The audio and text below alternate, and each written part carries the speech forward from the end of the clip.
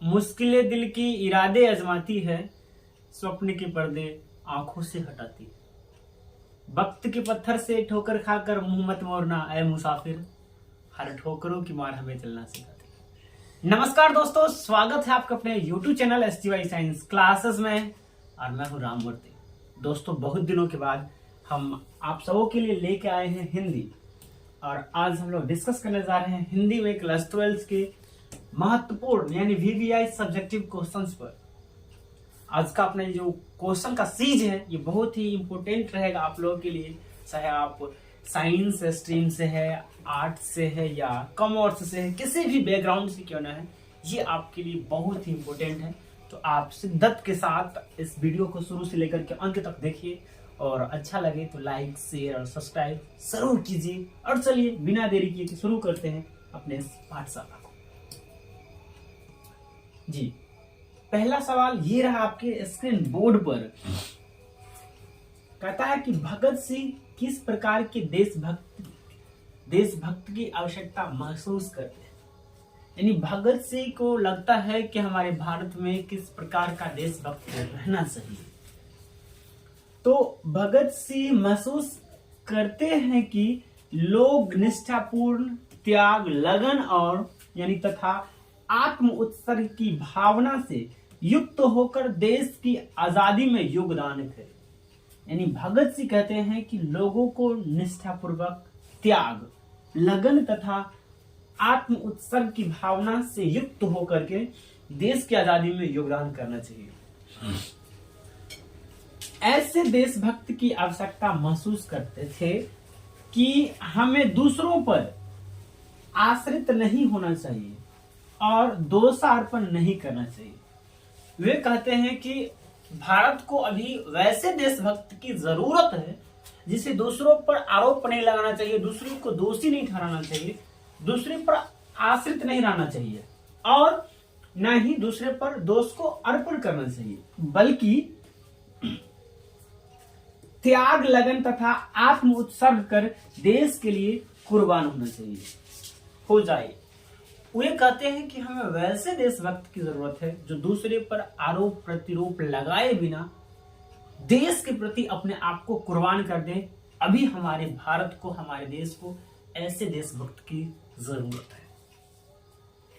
जी, अगला प्रश्न देखेंगे। ये रोज नामक कविता कहानी से लिया गया है। आपको पता होगा रोज कहानी ना।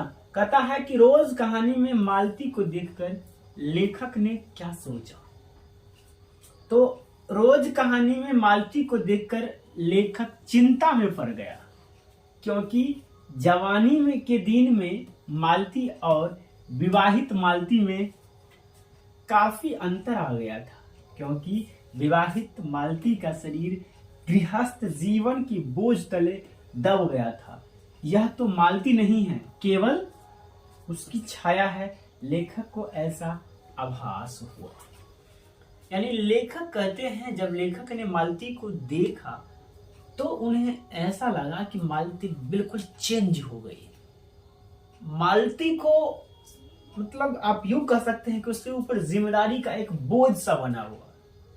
लेखक अपने आप में महसूस करते हैं कि अब वो मालती नहीं रही, अब तो उसका सिर्फ छाया रह गया है। अगला प्रश्न देखते हैं जी। नाभादास किसके समकालीन थे और किसके शिष्य थे। नाभादास किसके समकालीन थे और किसके शिष्य थे। तो नाभादास गोस्वामी तुलसीदास के समकालीन थे और स्वामी अग्रदास के शिष्य थे। नाभादास किसके समकालीन थे? गोस्वामी तुलसीदास जी के समकालीन थे, और वे किसके शिष्य थे? अग्रदास के शिष्य थे। आगे चलते हैं जी। अगला प्रश्न देखेंगे। कहता है कि यह जानकर कि लड़की की कुर्बानी हो गई है, लड़के के क्या हाल हुई। मतलब आपको पता होगा तेरी कुर्बानी हो गई है, ये उसने कहा था कविता कहानी का ये प्रश्न है और उसमें कहा था मैं, लड़का का नाम था लहना सिंह। तो कहता है कि उसने कहा था कहानी में, लड़का यानी लहना सिंह लड़की से एक दिन जब वही प्रश्न पूछता है कि तेरी कुरमाई हो गई। कुरमाई का मतलब होता है दोस्तों मंगनी। हो गई, तब लड़की धत कहने की बजाय कहती है हाँ कल ही हुई, मतलब मेरी कुरमाई कल ही हुई। ये लड़की कहती है। देखा नहीं, यह रेशम के फूल वाले शालू। लहना हाथ प्रभाव रह गया। लड़की कहती है, जब लहना से पूछता है कि क्या तेरी कुरमाई हो गई, तो हर रोज लड़की धत कह के भाग जाती थी। लेकिन एक दिन जब लहना से उस लड़की से कहती है, उस सूबेदारनी से कहती है क्या तेरी कुरमाई हो गई, तो वो लड़की धत कहने के बजाय कहती है हाँ कल ही हुई है। और ये जो शालू है, ये फूल वाला शालू, ये कुरमाई में ही मिली है। जब ये बात लहना सी यानी वो लड़का सुनता है तो वो हाथ प्रभाव रह जाता है, यानी पूरा अचंभित हो जाता है। उसको एकदम शौक लगता है। और बाद में क्या होता है वो सब तो आप कहानी में सुने ही होंगे। आगे चलते हैं। आगे कहता है, उसने कहा था कहानी का प्रारंभ कहाँ और किस रूप से होता है। तो उसने कहा था प्रथम विश्व युद्ध की पृष्ठभूमि में लिखी गई कहानी। मतलब ये कहानी जो है ये प्रथम विश्व युद्ध की पृष्ठभूमि पर तैयार किया गया। गुलेरी ने लहना सी और सूबेदारनी के माध्यम से मानवीय संबंधों का नया रूप प्रस्तुत किया है। लहना सी सूबेदारनी के अपने प्रति विश्वास के अभिभूत होता है, क्योंकि उस विश्वास की नींव में बचपन का संबंध है। सूबेदारनी का विश्वास ही लहना सी को उस महान त्याग की प्रेरणा देता है। कहानी एक और स्तर पर अपने को व्यक्त करती है। प्रथम विश्व युद्ध की पृष्ठभूमि पर यह एक अर्थ में युद्ध विरोधी कहानी है। कैसी कहानी है? युद्ध विरोधी कहानी, क्योंकि लहना सी के बलिदान का उचित सम्मान किया जाना चाहिए था, परंतु उसका बलिदान व्यर्थ हो जाता है और लहना सी का करुण अंत युद्ध के सिद्ध में खड़ा हो जाता है। लहना सी का कोई सपना पूरा नहीं होता ना जी। आगे देखिए, आगे कहता है, हेडमास्टर कलीराम ने ओम प्रकाश को क्या आदेश दिया था। मतलब हेडमास्टर जो कलीराम था वो ओम प्रकाश को यानी लेखक को क्या आदेश दिया था। ये जूठन से लिया गया प्रश्न है। कहता है कि हेडमास्टर कलीराम ने ओम प्रकाश को अपने स्कूल से निकल जाने का आदेश दिया। हेडमास्टर साहब कहते हैं, इस जूठन कहानी को जब आप पढ़िएगा इसमें कहते हैं हेडमास्टर साहब लेखक को मेरी क्लास से निकल जाओ, अभी जाओ मेरे यहां से ना। चलिए आगे देखिए, त्रिच क्या है इस कहानी में, यानी यह कहानी में किसका प्रतीक है। मतलब त्रिच क्या है और त्रिच इस कहानी में किसका प्रतीक है। तो त्रिच शहरी समाज की संवेदनहीनता और अमानवीयता का प्रतीक है। लेखक ने इस कहानी में लोक प्रचलित विश्वास के द्वारा ढहते मूल्यों की ओर हमारा ध्यान आकृष्ट किया है। हम क्या थे, क्या हो गए को उद्घाटित करना ही लेखककार का मूल्य उद्देश्य है। विस्तृत कहलाने के लिए रूढ़ियों, सरी गली मान्यताओं और अंधविश्वासों का त्याग अति आवश्यक है यानी अत्यावश्यक है ना। चलिए अगला प्रश्न देखते हैं।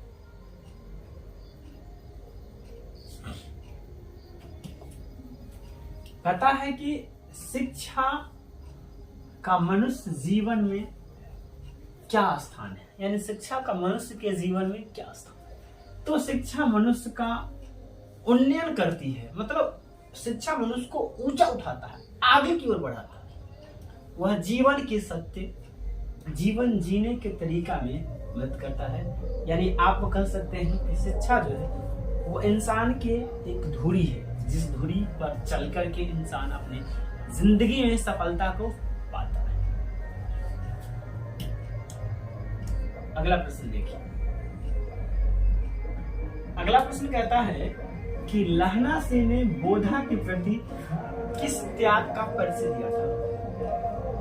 लहना सिंह ने बोधा के प्रति किस प्रकार का त्याग दिया था या त्याग का परिचय दिया था।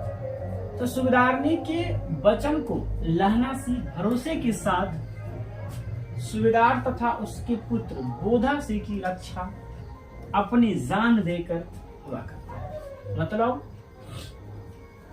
वो जो था, जो लहना सिंह जो थे, वे बोधा के प्रति, बोधा को बचाने के लिए, बोधा को पिता और बोधा खुद को बचाने के लिए लहना सिंह ने अपने प्राण तक त्याग दिए थे, क्योंकि वे बोधा की मां को यानी सूबेदारनी को वचन दिए हुए थे कि मैं तेरे पति का और तेरे बच्चा का रक्षा करूं।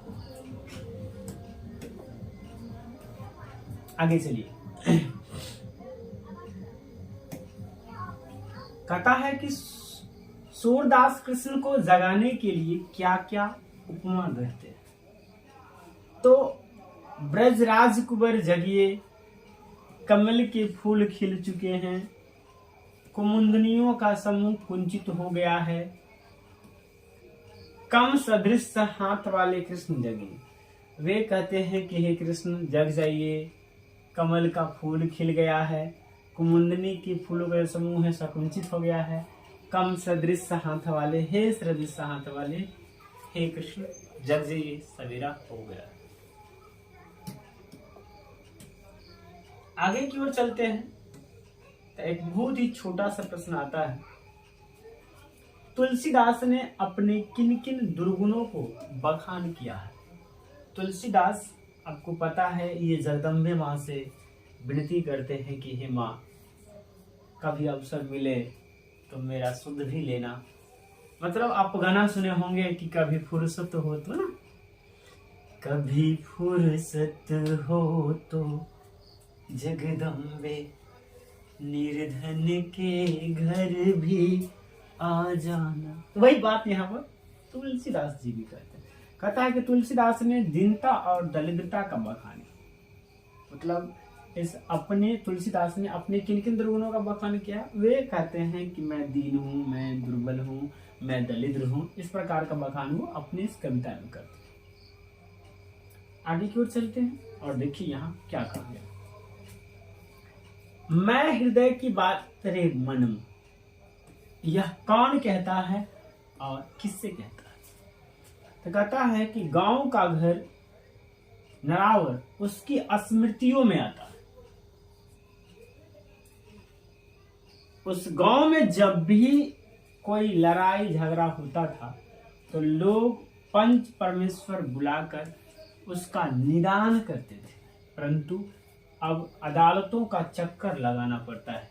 इसलिए ज्ञानेंद्र पति ने अपने गांव को सबों की जन्मभूमि बताते हुए कहते हैं कि रे मन, मेरे मन की बात सुनो।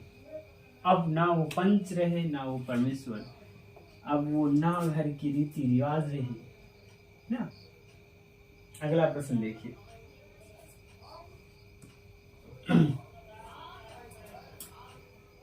भ्रष्टाचार की जड़ क्या है। क्या आप जेपी के विचारों से सहमत हैं।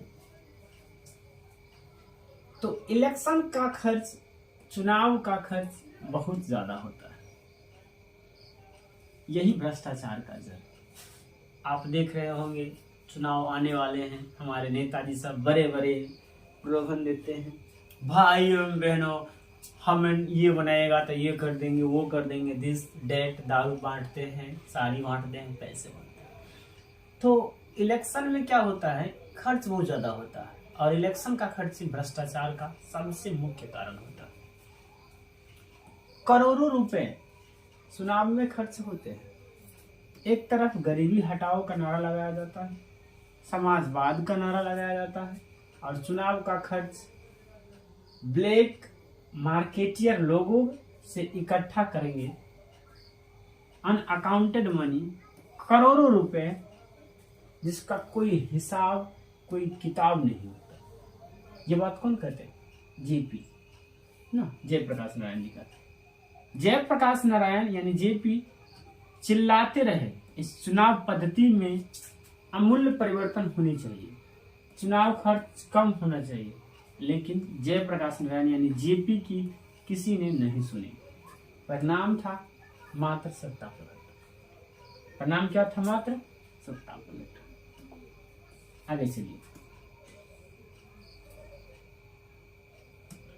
आगे कहता है कि अगर मनुष्य में वाक शक्ति, ये क्या है? वाक शक्ति कहे, अगर मनुष्य में वाक शक्ति ना होती तो क्या होता? तो कहता है कि अनेक प्रकार की शक्तियां जो वरदान के रूप में ईश्वर ने मनुष्य को दी है, उनमें वाक शक्ति भी एक है।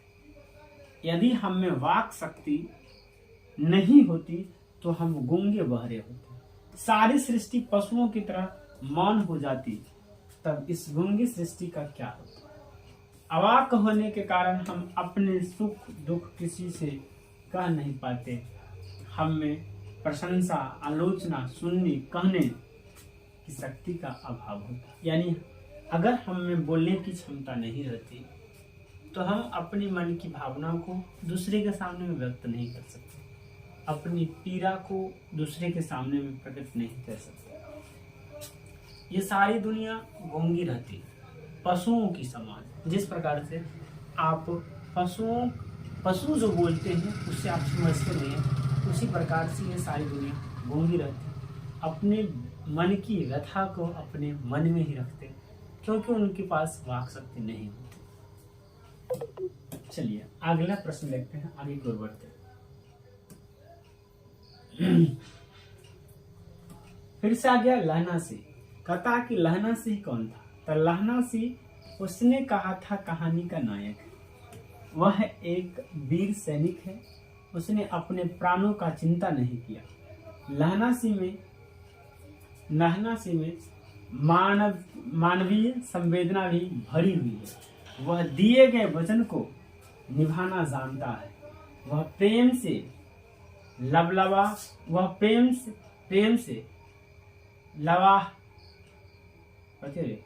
लबालब भरा हुआ है। लहना सिंह अपने वचन को निभाता हुआ गोली का शिकार बन जाता है। इस प्रकार यह वचन की बलि वेदी पर प्राण उत्सर्ग की एक दिव्य कहानी है। अगला प्रश्न देखेंगे। फिर आ गया मालती रोज से। कहता है कि मालती कौन थी? तो कहेंगे मालती अज्ञेय रचित कहानी रोज की पात्र है। मालती और लेखक के बीच भाई बहन का संबंध है। मालती वस्तुतः लेखक के दूर के रिश्ते की बहन है। दूर के रिश्ते की क्या है? बहन जी। आगे की ओर बढ़ते हैं और देखते हैं क्या कहता है।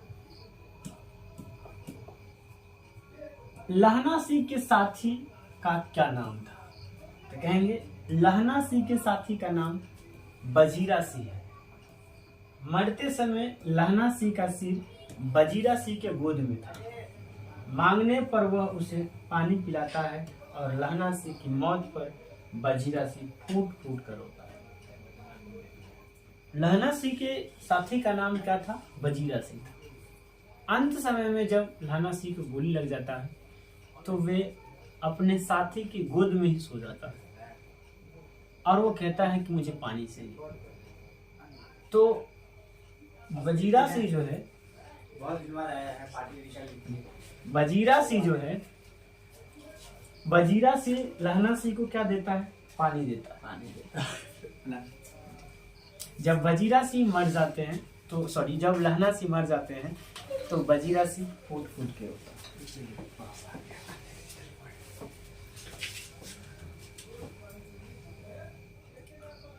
अगला है तुलसीदास की शायद ये पंक्ति है, कहता है राम नाम सुनते ही तुलसीदास की बिगड़ी बात बन जाएगी। तुलसीदास के इस भरोसे के कारण स्पष्ट करें।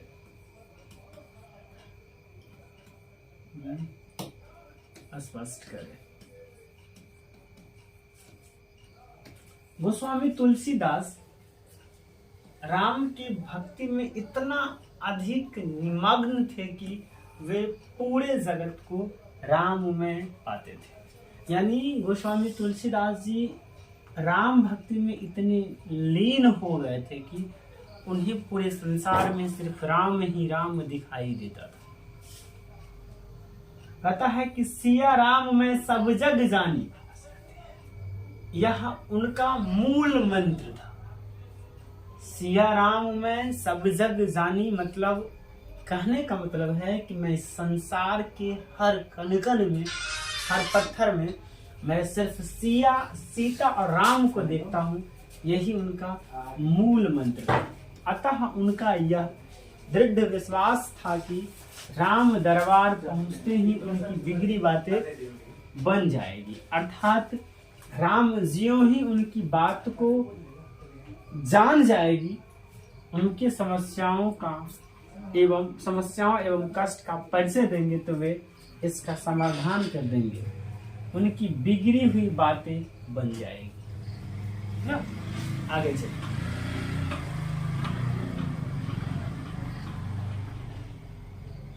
आगे की तरफ बढ़ते हैं। कहते हैं कि पुत्र के लिए उनकी माँ क्या क्या करती है। तो कहेंगे माँ को पुत्र के लिए शीतों से रक्षा करने की चिंता रहती है। माँ गोद से उसे नहीं उतारती। जब शीतलहर की मौसम आता है, जैसे कि अब ठंडा का मौसम आ गया है, माँ अपने बच्चों को शीत लगने के डर से बच्चों को गोद से भी नहीं उतारती। बच्चों की आवाज सुनकर वह दौड़कर आती है और पुत्र की रक्षा करती है। माँ थपकी देकर बच्चों को सुलाती है। माँ लोरियां गा गा कर पुत्र को सुलाती है। किसी भी तरह बच्चों को माँ रुग्ण नहीं देखना चाहती। वह बीमार होने पर रात जग कर काट लेती है। माँ हर पत्थर को देव मानकर बच्चों के लिए दुआ सलामत मांगती है। वह नारियल, दूध और बतासे चढ़ाती है। अपना बच्चा छीनते ही वह असहाय और विवश हो जाती है।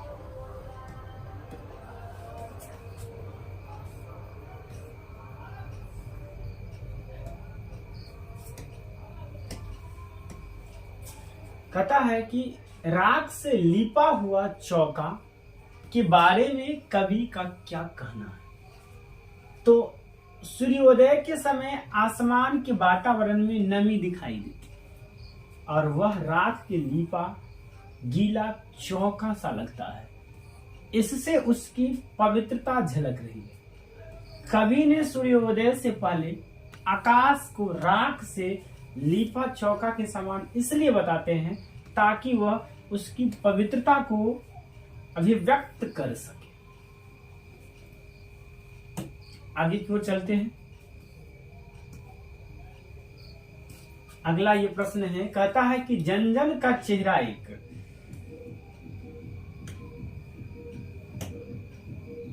जन जन का चेहरा एक से कवि का क्या तात्पर्य है। तो जन जन का चेहरा एक कविता अपने में एक विशिष्ट और व्यापक अर्थ समेटे हुए है।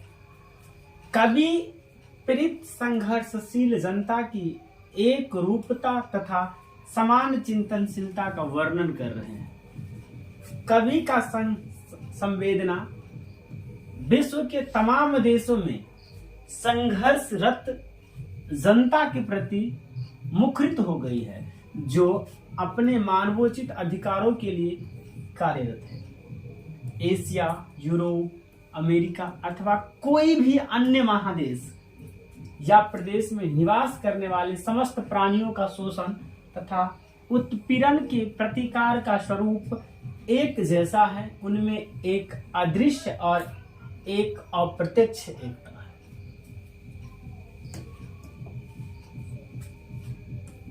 अगले प्रश्न की ओर हम लोग चलते हैं और कहता है कि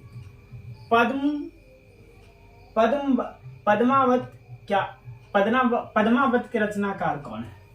तो पद्मावत के रचनाकार है मलिक मोहम्मद जैसी। इसको याद रखेंगे, ये इंपॉर्टेंट बन जाता है। हो सकता है आपको ऑब्जेक्टिव में भी ये पूछते, ये ऑब्जेक्टिव के लिए भी ये इंपॉर्टेंट बन जाता है। पद्मावत ना ये इंपॉर्टेंट है, इसे याद रखेंगे। आगे की ओर चलेंगे और बातचीत के संबंध में बेन जॉनसन और एडिसन के क्या विचार है? बातचीत के संबंध में बेन जॉनसन और एडिसन के क्या विचार है? तो बेन जॉनसन का यह कहना था कि बोलने से मनुष्य के रूप में साक्षात्कार होता है। बोलने से ही रूप की सुंदरता और क्रूरता का पता चलता है। मतलब जब तक आप मौन हैं तब तक आपकी दिल में क्या है कोई नहीं जानता। जब आप बोलते हैं तो आपकी सुंदरता की झलक आ जाती है कि आपका सोच कैसा है। इसलिए जब आप बोलते हैं तो आपकी जो अच्छाई है या आपके अंदर में जो बुराई है उसका पता चलता है। एडिसन का मत है कि असल बातचीत सिर्फ दो व्यक्ति में ही हो सकती है। जब दो आदमी होते हैं तभी अपना दिल एक दूसरे के सामने खोलते हैं। जब तीन हुए तो वह दो की बात कोसों दूर हो जाती है ना। जब दो आदमी रहते हैं तो वही दो आदमी अपने दिल की बात को खोलते हैं। जब वही तीन आदमी होंगे तब तो नारे बाबा ना बताइए ना, ऐसी वाली बातें हो जाती है।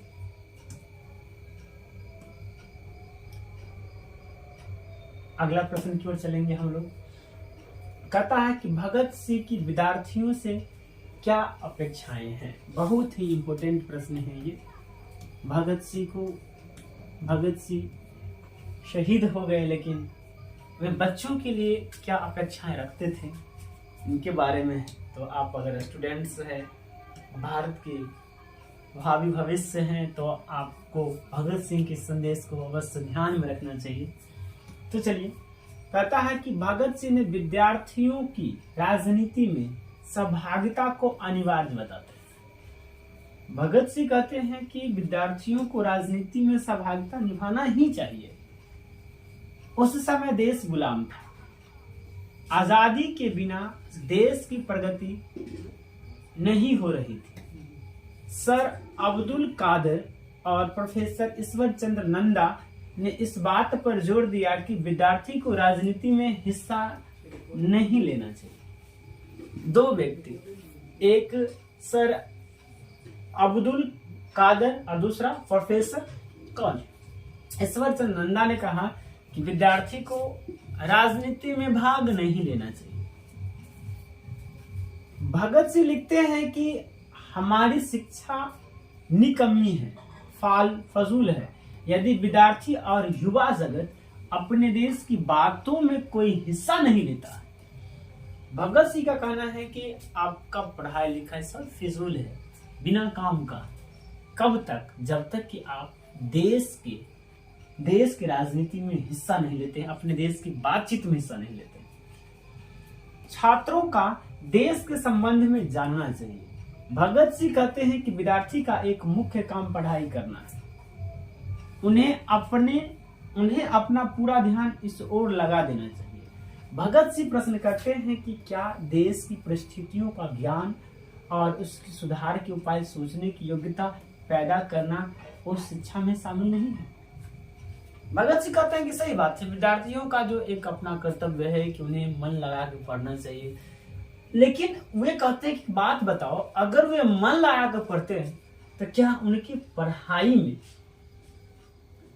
देश की परिस्थितियों का ज्ञान, देश को कैसे सुधारा जाए ऐसा सोचने का ज्ञान सम्मिलित करना नहीं चाहिए, उसको भी सम्मिलित करना चाहिए, वो भी सम्मिलित है। आप अपने देश के बारे में जो सोच रहे हैं, देश की राजनीति के बारे में जो सोच रहे हैं, वो भी शिक्षा का ही एक पार्ट है, ऐसा भगत सिंह का मानना है। लेखक के अनुसार विद्यार्थी को देश के बारे में सोचना चाहिए, यानी भगत सिंह के अनुसार भगत सिंह कहते हैं कि विद्यार्थी को अवश्य ही देश के बारे में सोचना चाहिए। यदि शिक्षा हमें देश के बारे में सोचना नहीं सिखलाती है तो वैसी शिक्षा को निकम्मी समझना चाहिए। भगत सिंह कहते हैं कि अगर आप शिक्षा ग्रहण कर रहे हैं और उस शिक्षा में अगर कहा जा रहा है कि आपको देश के बारे में कुछ नहीं सोचना है, देश ठीक ठाक चल रहा है, चलाने वाले चला रहे हैं, तो इसका मतलब है कि आपका शिक्षा जो है वो निकम्मी शिक्षा है। ऐसी शिक्षा से आपको दूर रहना चाहिए। केवल क्लर्क पैदा करने वाले शिक्षा निकम्मी है, ऐसी शिक्षा की कोई जरूरत नहीं। यह भी गलत है कि हम केवल राजनीति के सैद्धांतिक शिक्षा को ही ग्रहण करें, व्यवहारिक नहीं। अब ये कोई जरूरत नहीं है कि आप यदि शिक्षा ग्रहण कर रहे हैं तो आपकी शिक्षा केवल राजनीतिक हो, नहीं। आपकी शिक्षा का जो सिद्धांत होनी चाहिए वो राजनीतिक के साथ साथ सामाजिक सिद्धांत से भी जुड़ी रहनी चाहिए, लेकिन आपकी शिक्षा में देश के प्रति जो राजनीतिक व्यवस्था है उसका भी ज्ञान सम्मिलित रहना चाहिए, तब जाके वो सार्थक शिक्षा होगा। नहीं तो आपकी शिक्षा निकम्मी शिक्षा है, फिजूली शिक्षा है, ऐसा भगत सिंह का मानना है। हमारे प्रोफेसरों को भी देश, दुनिया और लेखकों की अच्छी जानकारी होनी चाहिए। यदि प्रोफेसर ही शिक्षित नहीं होंगे तो उनकी आधी अधूरी दी गई शिक्षा किस काम की होगी। पर भगत सिंह कहते हैं कि विद्यार्थी पढ़े जरूर पढ़े, साथ ही राजनीति का ज्ञान भी हासिल करें। जरूरत हो तो राजनीति के मैदान में कूद पड़े, अपना जीवन देश के लिए लगा दे। भगत सिंह कहते हैं कि विद्यार्थी को पढ़ना चाहिए, विद्यार्थी को पढ़ते भी रहना चाहिए, साथ ही साथ उन्हें अपने देश की स्थिति के बारे में पता रहना चाहिए, देश की राजनीति के बारे में पता रहना चाहिए, और अगर जरूरी पड़े तो उन्हें राजनीति के मैदान में कूदना भी चाहिए, ऐसा भगत सिंह का मानना है।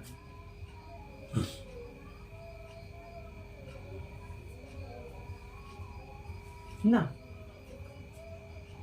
बिस्नी और मुन्नी को किसकी प्रतीक्षा है? वे डाकिया की राह क्यों? पता होगा आपको बिस्नी और मुन्नी को किसकी प्रतीक्षा है? सवाल बताइए, बिस्नी और मुन्नी किसकी प्रतीक्षा है? किसका? Very good.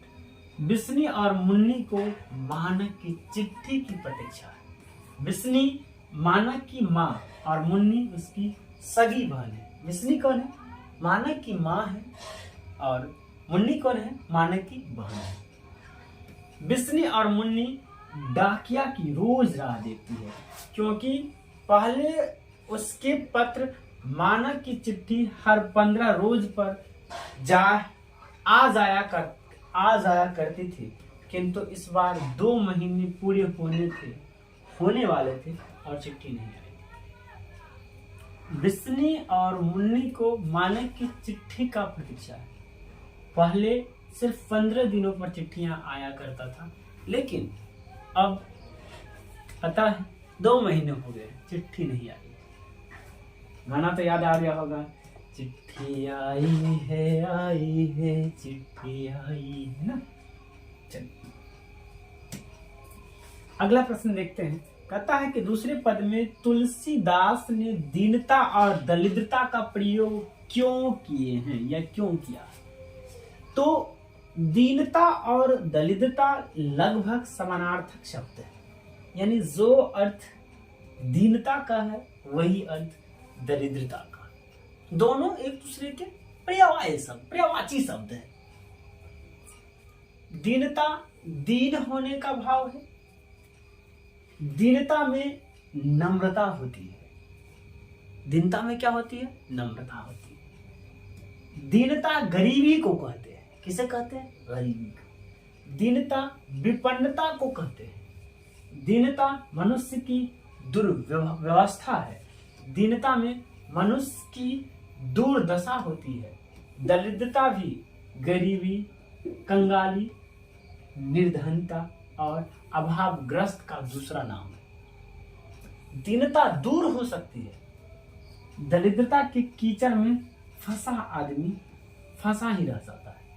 दीनता को आप दूर कर सकते हैं, लेकिन जो व्यक्ति दरिद्रता के कीचड़ में फंस गया वो फंसा ही फंसा रह जाता है। अकाल में उस समय लोग फंस गए थे, इसलिए दीनता दरिद्रता दोनों शब्द का प्रयोग तुलसीदास ने किया। समझी बात को? आगे कर सकते हैं जी। आगे की ओर चलते हैं और देखते हैं। भाई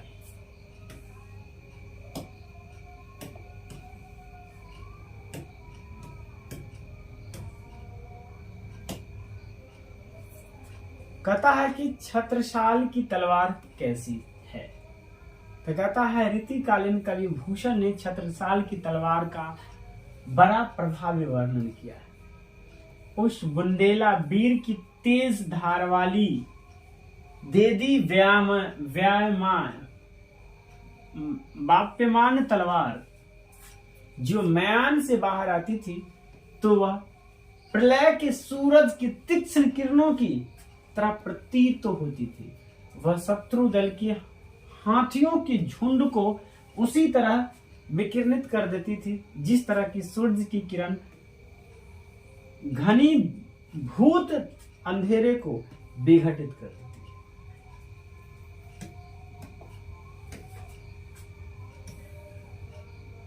अगला प्रश्न की ओर चलेंगे।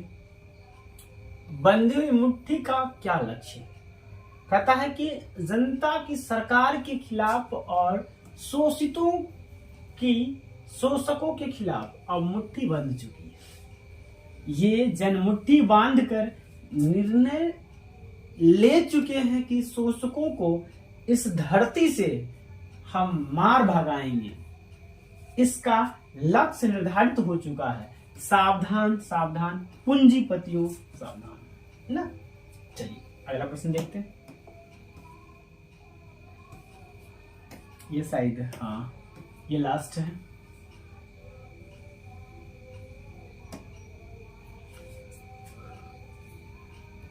उषा कहानी में आकाश के बदलते रंग का वर्णन करें। मतलब उषा कहानी में आकाश के रंग किस प्रकार से बदल रहे हैं, इस बात का वर्णन करना।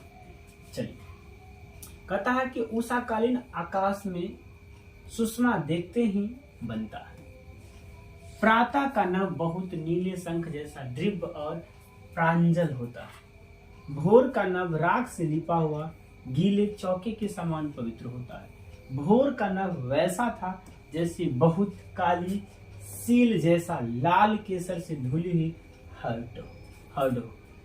ललिमा छा गई थी। स्लेट पर लाल खरियां चौक कोई मल दे तो जैसे रंग उभरेगा वैसे ही नभ का रंग था। नीले जल में किसी व्यक्ति की हिलती हुई देह वैसे ही नभ था। उषा का जादू जब टूटता है जब सूर्यास्त हो जाता है। निष्कर्षतः उषा के साथ प्रांजल दिव्य पारदर्शी बिंबों का निर्माण कवि शेख शमशेर ने किया है। कवि बिंबों और विशेषणों से सार्थक बन गई है। तो दोस्तों thank you for watching this video. आप सबों को ये वीडियो देखने के लिए बहुत बहुत धन्यवाद। कैसा लगा आपको हमारा ये वीडियो? कमेंट सेशन में कमेंट करके जरूर बताइएगा। अगर अच्छा लगा है तो लाइक कीजिए। साथ ही साथ यदि आप हमारे चैनल पर नए हैं तो इसे सब्सक्राइब करके बेल आइकन को भी दबा दीजिए। चलिए मिलते हैं किसी नेक्स्ट वीडियो में। आज के लिए इतना ही। जय हिंद, जय भारत।